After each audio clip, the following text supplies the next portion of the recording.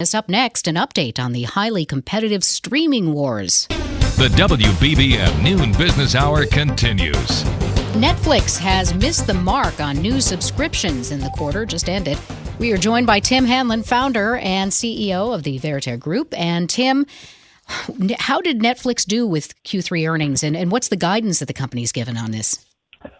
Hey, Jennifer, the guidance was actually a little bit lower than most people were expecting. That said, you have to put all of this in context, right? So Netflix only, in quotes, added 2.5 or so million new subscribers in the United States, which was down from a more torrid pace the quarters preceding, which is about 10 million per quarter. I think more people, I guess, on Wall Street figured that, hey, you know, with people still largely, if not confined to their homes, certainly still spending a lot more time watching television or their streaming devices, that Netflix's subscriber base would actually go up and still significantly. But the reality is that, you know, the company still has almost 200 million subscribers across the globe.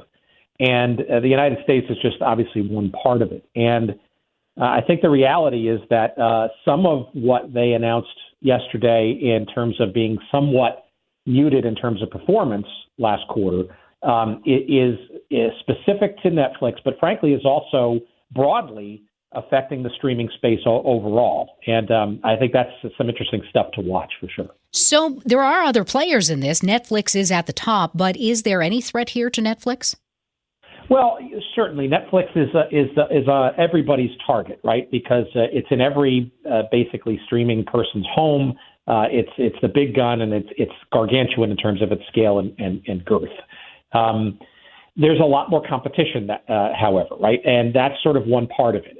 Every major media company is girding for battle.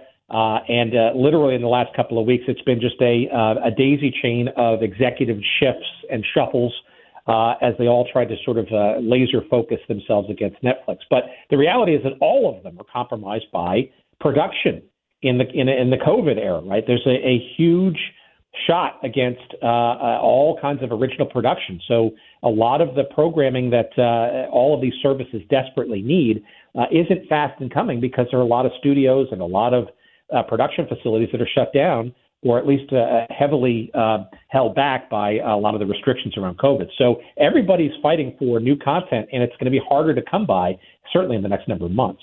Will Netflix spend more for content, trying to get ahead of the others in trying to bring in that new stuff? Well, certainly that's what Netflix's go-to has been, right? And they've racked up a lot of debt trying to do that. There's no question that new content feeds the beast.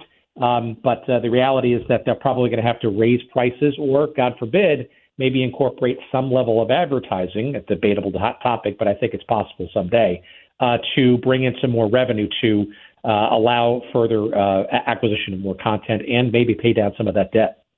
That's Tim Hanlon. Thanks, Tim, founder and CEO of the Veriter Group here in Chicago.